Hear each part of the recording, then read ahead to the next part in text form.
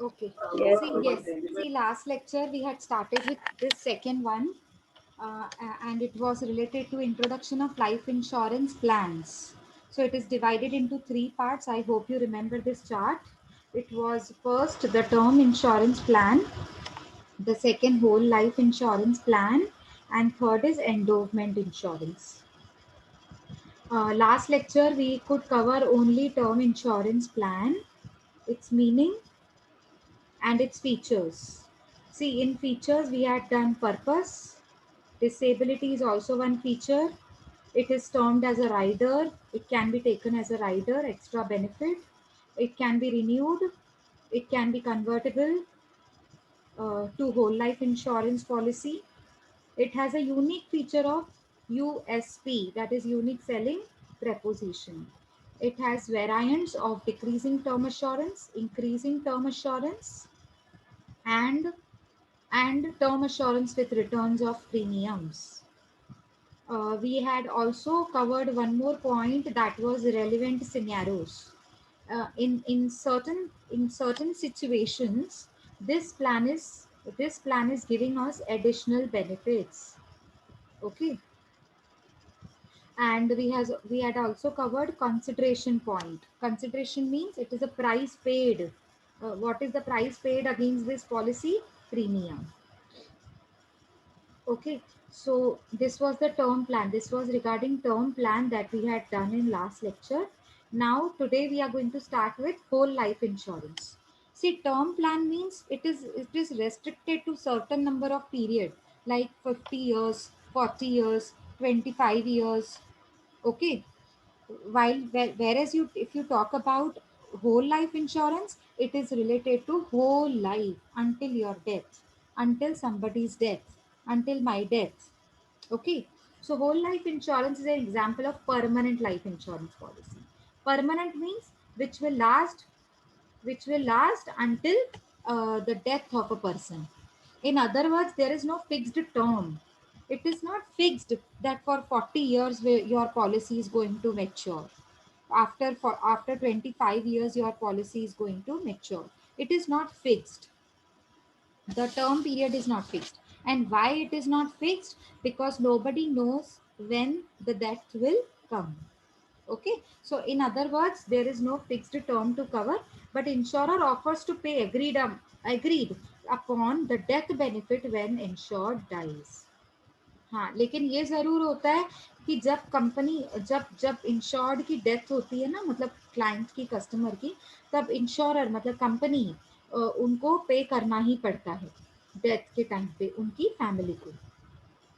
No matter whenever death might occur, कभी भी death हो सकती है, अर्ली भी हो सकती है, लेटर भी हो सकती है। हमने सोचा था इस पर्सन की डेथ 20 ईयर्स के बाद होगी, लेकिन उससे पहले भी हो सकती है। ठीक है, it normally covers an individual until is death और हर डेथ। मतलब ये जो पॉलिसी है ना, वो कब तक आपको कवर दे सकती है, मतलब आपके साथ ये पॉलिसी कब तक चल सकती है? जब तक हमारी डेथ नहीं आ जाती, unless it lapses due to non-payment of the premium or is cancelled। देखो, ये पॉलिसी हमारे साथ तब तक चलेगी जब तक हमारी डेथ नहीं आ जाए, लेकिन उसमें भी एक कंडीशन है। अनलेस मतलब एक कंडीशन है कि जब तक हम प्रीमियम बराबर से कंपनी को पे करते हैं, मतलब हम लैप्स नहीं करें। लैप्स मतलब वो बोलते हैं ना ऐसे कि मैंने 1 महीना प्रीमियम बीच में नहीं भरा, तो लैप्स कर दिया ना मैंने, मतलब कंपनी को प्रीमियम हर महीने मिलना चाहिए या हर साल मिलना चाहिए।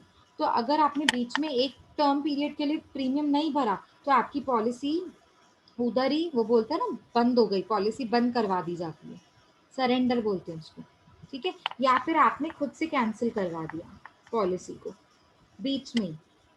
ठीक है, the premium can be paid through out one's life, आप पूरी लाइफ प्रीमियम भर सकते हैं, और for a specified period of time. वो तो कंपनी की पॉलिसी पर डिपेंड है ना कि स्कीम क्या है। आप 50 साल तक प्रीमियम भरो कि जब तक person is alive you will have to pay premium. So this is dependent on the policy that is sold by the company. It also builds up cash value। आपको पता होना चाहिए होल लाइफ इंश्योरेंस में सबसे सबसे सबसे बड़ा benefit cash value का होता है। मतलब आपके लिए एक अकाउंट बना दिया जाता है जिसमें आपके प्रीमियम का थोड़ा थोड़ा हिस्सा साइड किया जाता है और उस अकाउंट में डाल देते हैं। अब वो धीरे धीरे जमा होते होते इतना बड़ा अमाउंट हो जाता है थोड़े टाइम के बाद, मतलब कुछ सालों के बाद। जैसे समझो आपकी पॉलिसी अभी से शुरू हुई तो 10 साल के बाद आप इस अमाउंट को विड्रॉ कर सकते हो।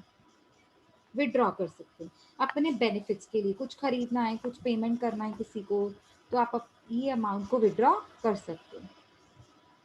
ठीक है, ये आपके लिए ही है, मतलब ये कैश वैल्यू का बेनिफिट दिया जाता है कौन से कस्टमर्स को, जो होल लाइफ इंश्योरेंस पॉलिसी खरीदते हैं। ठीक है, page a fine death benefits, मतलब ये जो कैश वैल्यू है ना, ये आपके लिए डेथ बेनिफिट का काम करता है, मतलब आपके लिए एक्स्ट्रा बेनिफिट्स भी देता है और डेथ पे भी आपके पास बहुत लमसम अमाउंट जमा हो जाता है। And premium amount remains constant, और प्रीमियम का अमाउंट है ना वो बढ़ता नहीं है, हमेशा कांस्टेंट होता है, सेम होता है, despite the advancing as of the insured. मतलब कस्टमर की एज चाहे बढ़ रही है, एडवांसिंग मतलब बढ़ रही है, पर प्रीमियम नहीं बढ़ेगा, प्रीमियम तो हमेशा आपका उतना ही रहेगा। आया समझ में, क्लियर हुआ?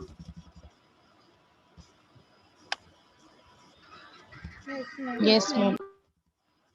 Whole life policy is a good plan for one who is main income earner of the family. Very very very important. ये होल लाइफ पॉलिसी कौन से लोगों के लिए अच्छी है? जो जो घर पे फैमिली अर्नर, जो मेन फैमिली अर्नर है। अभी सपोज मेरे फैमिली अर्नर में मेरी पूरी फैमिली में I am the only one who is earning income, suppose example. ठीक है, तो if I suppose if I am dead now, तो मेरी पूरी फैमिली को इनकम कैसे आएगी? एक ही था ना फैमिली अर्नर, तो मेन फैमिली अर्नर तो मैं ही थी, और अगर मेरे जाने के बाद फिर मेरी फैमिली का क्या होगा? तो ऐसे लोगों के लिए खरीदी जाती है लाइफ होल लाइफ पॉलिसी। ठीक है, एंड विशेस टू प्रोटेक्ट, क्योंकि मेरे जाने के बाद I want to protect my loved ones. ठीक है, फ्रॉम, किससे प्रोटेक्ट करना है मुझे? फिनेंशियल इनसिक्योरिटी, मतलब कभी भी मेरी डेथ के बाद फिनेंशियली कोई प्रॉब्लम नहीं आनी चाहिए मेरी फैमिली को। तो इस वजह से मैंने ये होल लाइफ इंश्योरेंस पॉलिसी खरीदना है। आया समझ में एग्जाम्पल से? Yes, ma'am. ठीक है ना। एडवांटेजेस क्या है वो भी देख लेते हैं होल लाइफ इंश्योरेंस के। The cost of the premium paid to the policy never increases, मतलब आपका प्रीमियम, आपकी एज बढ़ती जाएगी लेकिन प्रीमियम कभी नहीं बढ़ेगा, प्रीमियम उतना ही रहेगा। सबसे पहला एडवांटेज ये होता है। In whole second, in whole life insurance due to the changes in your health, अभी जैसे जैसे एज बढ़ेगी, जैसे जैसे as we grow older, as we as we as we age, our health problems will also, I mean it might increase, हम certainly तो नहीं बोल सकते it will increase, but it might increase, होता है ना, जनरली ऐसे ही होता है, हमारी एज बढ़ती है तो धीरे धीरे प्रॉब्लम्स भी बढ़ती जाती हैं, हेल्थ इश्यूज बढ़ते हैं।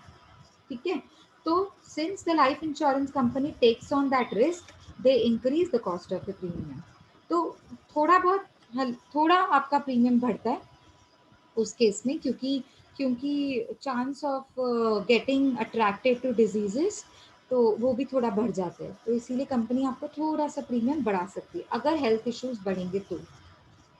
इन होल लाइफ पॉलिसीज, अब होल लाइफ पॉलिसी में क्या होता है? The premium paid so towards increasing the cash value, अब आप प्रीमियम जो भर रहे हो उसका कुछ हिस्सा कैश वैल्यू में जा रहा है। And if you are willing to pay more, अगर आप ज्यादा प्रीमियम भरोगे तो ज्यादा डेथ बेनिफिट्स मिलेंगे, मतलब हम मेरी डेथ के बाद मैंने क्योंकि प्रीमियम ज्यादा भरा था, तो जो लमसम अमाउंट भी मेरी फैमिली को मिलेगा वो भी ज्यादा होगा, तो जो कैश वैल्यू होगी वो भी मेरी फैमिली को ज्यादा अच्छा मिलेगा, क्योंकि कैश वैल्यू भी तो बढ़ेगा ना, प्रीमियम बढ़ेगा तो कैश वैल्यू भी बढ़ेगा, क्योंकि प्रीमियम में से कुछ हिस्सा निकालकर कैश वैल्यू में डाला जाता है। तो ये भी एक एडवांटेज है। अच्छा, सबसे बड़ा एडवांटेज तो कैश वैल्यू, खुद कैश वैल्यू का अकाउंट है। Cash value and death benefit never decreases in the value, decrease नहीं होता है, हाँ, जब तक आप विड्रॉ नहीं करते हो। सपोज आपके अकाउंट में 20,000 रुपए, आपने 5,000 रुपए विड्रॉ कर लिए तो 15,000 हो जाएंगे ना।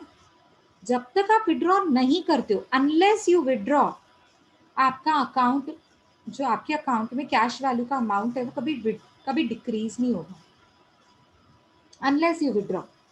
ठीक है, next, in whole life insurance policy you pay premiums with, जो प्रीमियम्स भरे जाते हैं ना वो आफ्टर टर्म भरे जाते हैं, मतलब इसमें टर्म पीरियड फिक्स नहीं होता है, ठीक है। और जो कैश वैल्यू होता है ना उसमें बढ़ता ही जाता है, ग्रोस, उस पर कोई टैक्स नहीं लगती है, मतलब जो बढ़ेगा विदाउट टैक्सेशन बढ़ेगा, यानी कि उस पर कोई टैक्स नहीं लगाई जाती है, ठीक है, गवर्नमेंट आपसे उस पर कोई टैक्स नहीं लेती है। ये एक और बेनिफिट है। नेक्स्ट बेनिफिट है the whole life insurance policy pays a dividend which are in tax. आपको ये भी पता होना चाहिए कि होल लाइफ इंश्योरेंस पॉलिसी में क्लाइंट को डिविडेंड भी दिया जाता है, सॉरी डिविडेंड नहीं, डिवाइडेड, मतलब पॉलिसी ना आपको डिवाइड करके पे कर सकती है।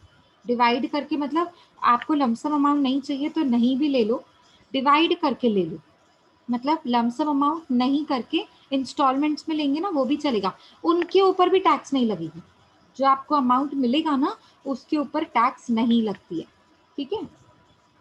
Dividend can be utilized in the form of reinvestment. Actually ये ना बहुत डिविडेंड ही होना चाहिए मेरे हिसाब से। कंपनी आपको डिविडेंड पे करती है जिसके ऊपर टैक्स नहीं होता है, पहला एडवांटेज। फिर उसी के ऊपर दूसरी लाइन दी हुई है, dividend can be utilized in the form of reinvestment. हाँ बराबर, ये डिविडेंड है। ये प्रिंटिंग मिस्टेक है, इसको आप सही कर देना, मतलब आप जब पढ़ेंगे ना तो इसको ध्यान देना कि ये डिविडेंड है, ठीक है ना। द होल लाइफ पॉलिसी में आपको डिविडेंड पे किया जाता है जिसके ऊपर कोई टैक्स नहीं लगती है, और यही डिविडेंड है जो हम वापस री इन्वेस्ट कर सकते हैं कहीं पे भी।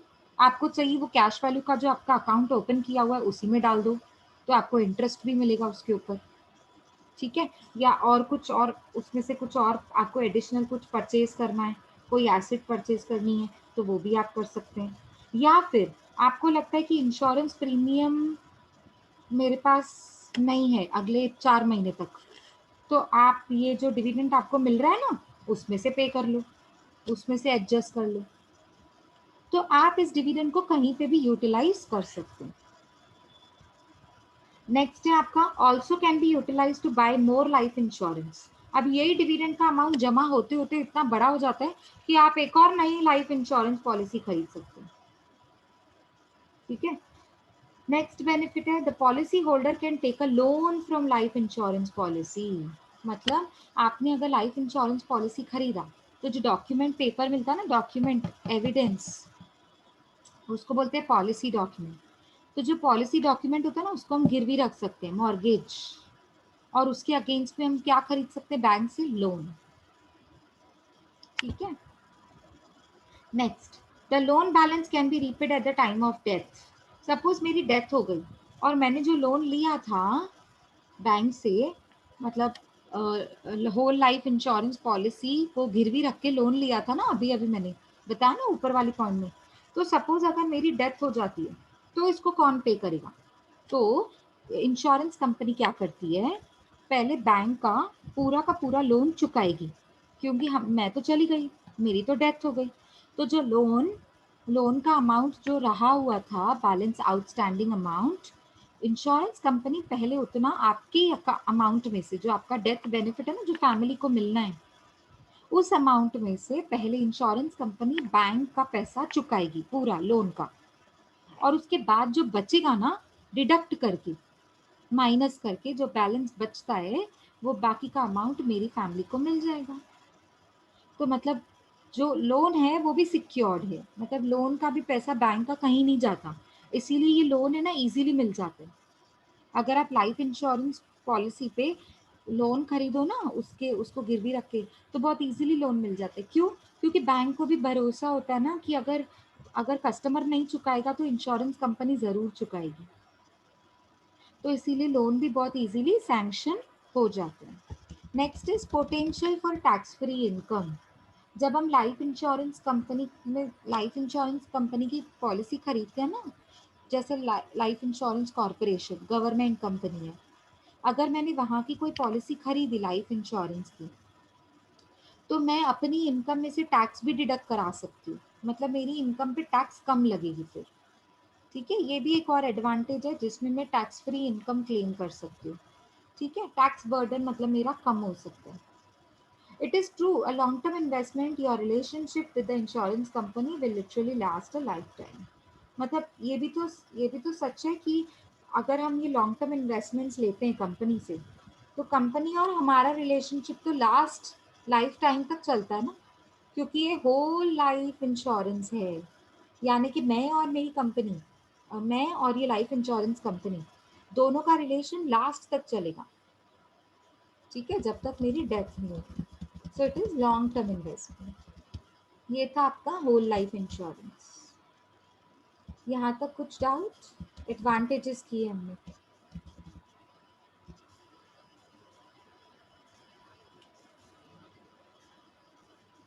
यहाँ तक कुछ डाउट है? No, No, ma'am. ma'am. Now let us start endowment insurance. थोड़ा और ध्यान से, बिल्कुल ध्यान से देखना। इसके टू कॉम्बिनेशंस हैं। एंडोवमेंट, एंडोवमेंट इसको कहते हैं MEN, डो BOW, मेंट MENT, एंडोवमेंट अश्योरेंस। अश्योरेंस बोलो या इंश्योरेंस बोलो, बात एक ही होती है। अब ये एंडोवमेंट अश्योरेंस क्या होती है? It is a contract of combination of two plans. अब ये कॉन्ट्रैक्ट होता है, ठीक है, कोई भी इंश्योरेंस ले लो वो कॉन्ट्रैक्ट ही होता है। कोई भी इंश्योरेंस ऐसा नहीं होता है जो कॉन्ट्रैक्ट नहीं है, ठीक है, बिना कॉन्ट्रैक्ट के इंश्योरेंस बनता ही नहीं है। सबसे पहली चीज मतलब ये कॉन्ट्रैक्ट है, लेकिन ये कॉन्ट्रैक्ट कितने प्लान्स से बनाया गया है? टू प्लान्स को कंबाइन करके बनाया गया है। कौन से टू प्लान्स? इधर नीचे लिखे हुए हैं देखो। एक तो टर्म अश्योरेंस, मतलब इसमें टर्म पीरियड फिक्स्ड होता है, 20 years, 30 years, 40 years, 50 years, fixed होता है। इसमें टर्म अश्योरेंस होता है। ये एक टर्म अश्योरेंस प्लान होता है which pays the full assured in case of death of the insured during the term. मतलब या तो डेथ होगी पर्सन की, या तो मैच्योरिटी पीरियड आ जाएगा उसके पहले। तो दोनों में से, दोनों, सपोज मैच्योरिटी पीरियड पहले आ गया तो मैच्योरिटी पीरियड पे पेमेंट करेगी कंपनी इंश्योर्ड को, और अगर डेथ पहले आ गया तो फैमिली को पे करेगी कंपनी इंश्योर्ड के। आया समझ में पहला पॉइंट? कुछ डाउट है फर्स्ट पॉइंट में? No, ma'am. वही टर्म अश्योरेंस, वही अपना पहला पार्ट। देखो तीन पार्ट्स है ना, term assurance, whole life assurance, endowment assurance. तो एंडोवमेंट में टर्म अश्योरेंस इंक्लूड होता है। अच्छा, और क्या इंक्लूड होता है? Pure endowment plan. अब ये प्योर एंडोवमेंट प्लान क्या होता है? क्या होता है? जिसमें हम अमाउंट को कुछ स्पेसिफाई, देखो लिखा हुआ है which pays this amount if the insured survives at the end of the term. मतलब जिसमें एट द एंड ऑफ तक सर्वाइव करते हो ना, तब तक आप पे करते रहते हो। Which pays this amount if the insured survives at the end of the term.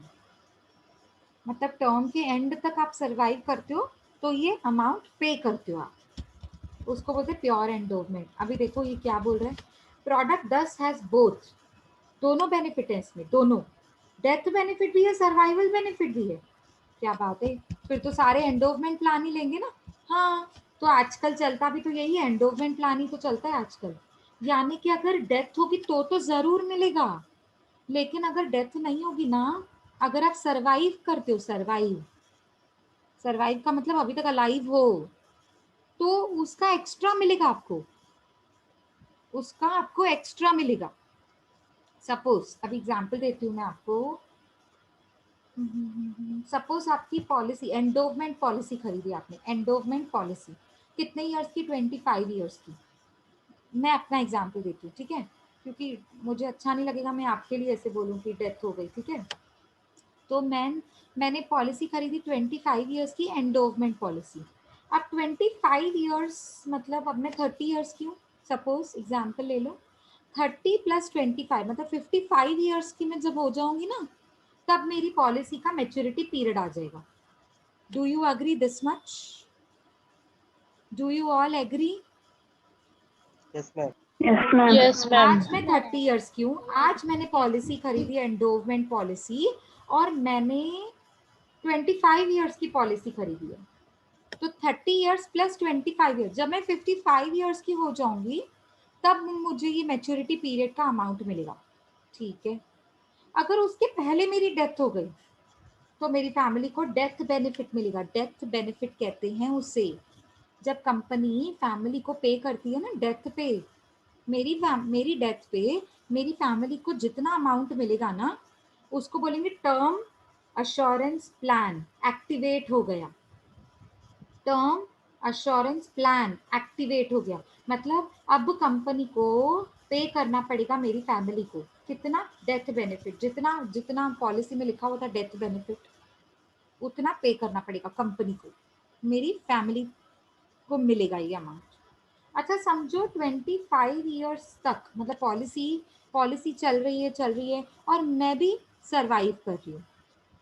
अब मैं हो गई 55 ईयर्स की, सपोज 55 ईयर्स हो गए, मैं 55 ईयर्स की एज तक पहुंच गई, मतलब मैंने ये पॉलिसी खरीदी थी 30 ईयर्स में, मतलब 25 ईयर्स खत्म हो गए, पॉलिसी का मैच्योरिटी डेट आने वाला है और मैं सरवाइव कर रही हूँ।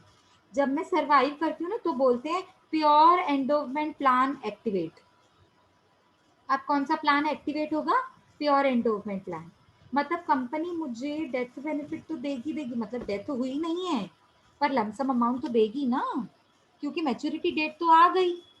तो पॉलिसी में जितना लिखा हुआ था, समझो लिखा हुआ था 20 लाख रुपए, वो तो मिलेगा ही मिलेगा, प्लस मुझे एक और अमाउंट मिलेगा जिसे कहते हैं सर्वाइवल बेनिफिट, क्योंकि मैं सर्वाइव कर रही हूँ ना, तो उसका भी बेनिफिट मिलता है। It is as good as bonus. आया समझ में, क्लियर हुआ सबको ये?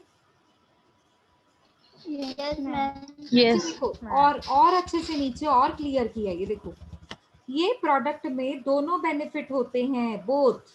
दिस प्रोडक्ट दस has both benefits, death and survival benefit component. The contract is a combination of decreasing term insurance and increasing investment element. मतलब आपका टर्म इंश्योरेंस डिक्रीज होता जाएगा, जैसे जैसे टर्म बढ़ता जाएगा, सॉरी जैसे जैसे एज बढ़ती जाएगी वैसे वैसे आपका जो अमाउंट है वो आगे आगे एक डिक्रीज होता जाएगा, मतलब जो अमाउंट है ना जो इन्वेस्ट किया हुआ था आपने वो डिक्रीज होता जाएगा। एंड इंक्रीजिंग इन्वेस्टमेंट एलिमेंट, लेकिन इन्वेस्टमेंट बढ़ती जाएगी आपकी, क्यों, क्योंकि उसमें बोनस ऐड होता जा रहा है ना, तो इन्वेस्टमेंट बढ़ती जाएगी। Therefore, endowment is primarily a saving program. ये सारे लोग क्यों खरीदना पसंद करते हैं ये पॉलिसी, क्योंकि it treats as a saving program, मतलब मेरी फ्यूचर के लिए सेविंग्स हो रही हैं, विच इज प्रोटेक्टेड बाय, अभी प्रोटेक्टेड है किससे, by the provision of insurance against contingency of premature death. अगर मेरी जल्दी डेथ हो गई तो भी तो बेनिफिट है ना आपको, मेरी फैमिली को, तो लोग ये खरीदना पसंद करते हैं और सर्वाइव करेंगे। It also offers a safe and compulsory methods of saving, accumulating semi compulsory nature of premiums and provides incentive to save. मतलब आप बचाओगे, सेव करोगे, पॉलिसी खरीदोगे तो आपको फ्यूचर में लॉन्ग बेनिफिट्स मिलेंगे, ह्यूज बेनिफिट्स। और प्रीमियम्स भी नॉमिनली होते हैं, ज़्यादा नहीं होते हैं, नॉमिनल, ठीक है। ज़्यादातर ये ना ओल्ड एज के जो लोग होते हैं ना, मतलब जो चाहते हैं कि ओल्ड एज में मुझे मुझे मुझे कभी फिनेंशियल प्रॉब्लम नहीं हो, रिटायरमेंट के बाद प्रॉब्लम नहीं हो, या फिर 20 साल के बाद मेरी बेटी की शादी करानी है और 15 साल के बाद मुझे मेरे बच्चों के लिए एजुकेशन के लिए अमाउंट चाहिए, ऐसे लोग जो होते हैं ना, जो long term planning, long term, आज से 20 साल के बाद, कितना लॉन्ग टर्म हो गया सोचो, आज से 20 साल के बाद जब मुझे शादी करानी है मेरे बच्चों की, तब तो पैसे चाहिए रहेंगे। तो ऐसे लोग हैं ना, वो ये ऐसे एंडोवमेंट पॉलिसी खरीदते हैं, जो लॉन्ग टर्म प्लानिंग करते हैं, जिनको लॉन्ग टर्म आगे चल के 15-20 साल के लिए आगे चल के उनको कुछ ना कुछ सेविंग्स चाहिए होती हैं, फंड्स चाहिए होते हैं। आया समझ में, क्लियर हुआ? Yes, ma'am. Yes, ma'am. या अभी देखो वेराइंट्स क्या हैं इसके, वेराइंट्स मतलब टाइप्स क्या हैं। अब एंडोवमेंट अश्योरेंस के भी ना टाइप्स होते हैं, एंडोवमेंट अश्योरेंस के भी टाइप्स होते हैं। क्या टाइप्स होते हैं एक एक करके देख लेते हैं। पहला मनी बैक पॉलिसी है, मनी बैक प्लान, मतलब प्लान मतलब पॉलिसी होता है और कुछ नहीं होता है, और पॉलिसी मतलब स्कीम होती है। पार एंड नॉन पार स्कीम्स, ठीक है। उसके बाद थर्ड है, सॉरी ये ज़्यादा स्पीड में मूव हो गया,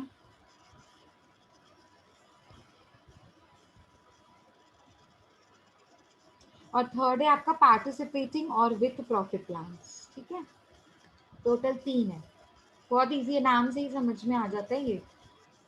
ठीक है, अभी देखिए, पैर मतलब पार्टिसिपेटिंग, नॉन पैर मतलब नॉन पार्टिसिपेटिंग। ठीक है, पहला देखते हैं, पहला टाइप मनी बैक पॉलिसी। अब इसका क्या मतलब है, नाम से ही समझ में आ रहा है, कोई बताएगा इसका मतलब क्या है? बहुत सारे लोग खरीदते हैं ये मनी बैक पॉलिसी। चलो मैं एग्जांपल देती हूँ। मनी बैक मतलब पैसा वापस मिल जाएगा। मैम लाइफ इंश्योरेंस पॉलिसी में मैच्योरिटी डेट पे पैसा वापस तो मिलता ही है ना, फिर इसका नाम क्यों रखा है मनी बैक का? इसमें आपको जो पैसा मिलेगा ना वो जल्दी जल्दी मिलेगा, जल्दी जल्दी। मतलब आपकी जो टर्म पीरियड है ना तब तक आपको वेट नहीं करना पड़ेगा मैच्योरिटी डेट तक। सपोज आपने पॉलिसी खरीदी 20 साल की, तो मैच्योरिटी डेट कब आएगी? 20 साल के बाद आएगी। तो आपको आपको वेट करना पड़ता है ना, 20 साल खत्म होंगे तब जाके आपको आपका पूरा अमाउंट वापस मिलता है।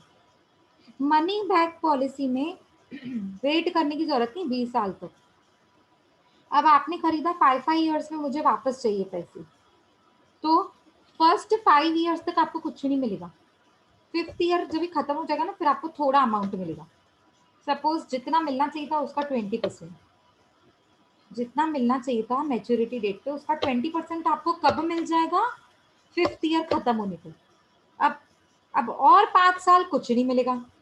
और 5 साल मतलब टोटल कितने ईयर्स हो गए? 10 ईयर्स हो गए। अच्छा, तो 10 ईयर्स जब खत्म होंगे तो वापस 20% मिलेगा, तो मतलब 40% तो आपको मिल गया ना। नहीं समझ में आ रहा है?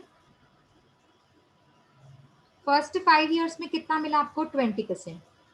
सेकेंड 5 ईयर्स में कितना मिला, मतलब 10 ईयर्स जब खत्म हुए 20%। तो 20 20 40, 40% आपको हाथ में मिल गया ना। अब नेक्स्ट 5 ईयर्स तक कुछ नहीं मिलेगा। मतलब कितने ईयर्स खत्म हो गए? 15 ईयर्स। अब 15 ईयर्स खत्म होने के बाद आपको फिर से 20% मिला, मतलब 20 20 20 60% अभी तक मिल चुका। ठीक है, आई बात समझ में? इतना क्लियर है Yes, सबको? ma'am. Yes, Yes, ma'am. ma'am. हाँ, अब 60% आपको मिल चुका है 15 ईयर्स तक। तो बाकी कितने ईयर्स बचे? मेरी पॉलिसी की लाइफ थी 20 ईयर्स, बाकी कितने ईयर्स बचे हैं? 5 years. हाँ, 5 ईयर्स आपको कुछ नहीं मिलेगा। अब 5 ईयर्स खत्म हो गए मतलब 20 ईयर्स खत्म, और 5 ईयर्स हो गए ना, तो 20 ईयर्स पूरे हो गए। As you complete 20 years of the policy, आपको बैलेंस अमाउंट, बैलेंस मतलब 60 तो मिल चुका था, बाकी 40, तो बाकी 40 भी आपको 20 ईयर्स खत्म होने पर eight the end of the 20 years आपको बाकी का बैलेंस 40% दे दिया जाता है। अब क्लियर हुआ इसका बेनिफिट क्या होता है? इसका बेनिफिट ये है, हर 5 साल में आपको कुछ ना कुछ अमाउंट मिलता है। क्लियर हुआ सबको? एग्जाम्पल लिखा हुआ है, ये Yes, देखो, ma'am. Yes, ma'am. Clear. Example भी सेम है, देखो बेनिफिट है ना ये। देखो हर 5 साल में कुछ अमाउंट मिल रहा है, तो जो अमाउंट मिल रहा है उसमें से मैं अपने बच्चों की पढ़ाई के लिए डाल सकती हूँ पैसे, कहीं इन्वेस्ट कर सकती हूँ, हाउस प्रॉपर्टी खरीद सकती हूँ, रेंट पे लगा सकती हूँ वो हाउस प्रॉपर्टी को, फैक्ट्री के लिए लैंड खरीद सकती हूँ। तो what ever you want you can do. मतलब आपको वो कैश मिल रही है, तो आप वो देखिए आप वो कैश को कैसे इन्वेस्ट करते हो वापस। ये होता है मनी बैक पॉलिसी। अब आते हैं पैर एंड नॉन पैर। अब ये पैर एंड नॉन पैर क्या होता है? पैर, PAS, सॉरी PAS नहीं है, ये PAR है, प्रिंटिंग मिस्टेक है। PAR का मतलब होता है पार्टिसिपेटिंग, एंड नॉन पैर का मतलब होता है नॉन पार्टिसिपेटिंग। इसका मतलब क्या होता है, चलो देखते हैं। द टर्म पैर implies policies which are participating in the profits of the life insurer।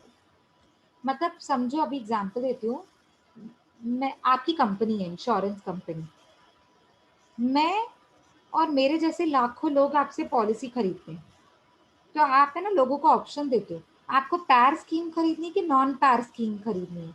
तो मैंने कहा मुझे पैर स्कीम खरीदनी है, तो उसका बेनिफिट क्या है? मैंने आपसे पूछा अगर मैं पैर स्कीम खरीदूं तो मुझे बेनिफिट क्या मिलेगा? तो आपने मुझे बताना है कि जो जो आप मतलब कंपनी कंपनी जो प्रॉफिट्स अर्न करती है ना, उसका कुछ हिस्सा आपको भी शेयर किया जाएगा। अभी समझ में आया पैर का मतलब? Yes, ma'am. पैर मतलब पार्टिसिपेटिंग, यानी कि आप मेरे प्रॉफिट्स में पार्टिसिपेट कर रहे हो, मतलब उसका कुछ हिस्सा आपको दिया जाएगा। और नॉन पार्टिसिपेटिंग का मतलब होता है आपको प्रॉफिट्स का हिस्सा नहीं दिया जाएगा।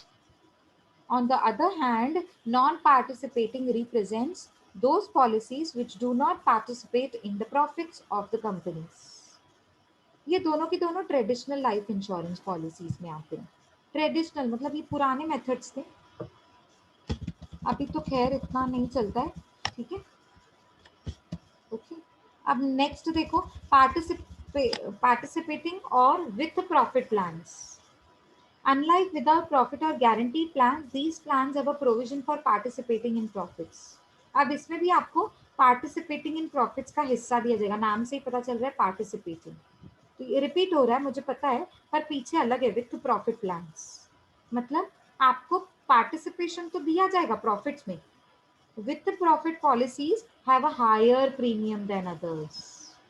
तो अगर आपको पार्टिसिपेटिंग दिया जाएगा ना, तो आपका प्रीमियम थोड़ा बढ़ जाएगा, मतलब आपको प्रीमियम कंपनी को ज्यादा देना पड़ेगा। तो कंपनी आपको क्या देती है? Bonus and dividend. कंपनी आपको प्रॉफिट्स का हिस्सा देती है, किसके फॉर्म में? कभी बोनस दे देगी, कभी डिविडेंड दे देगी, ठीक है। आया समझ में? Yes, इसको ma'am. बोलते हैं विथ प्रॉफिट प्लान्स, मतलब जिसमें ना प्रीमियम थोड़ा बढ़ जाता है, आपको प्रीमियम थोड़ा कॉस्टली हो जाता है। क्लियर हुआ सबको?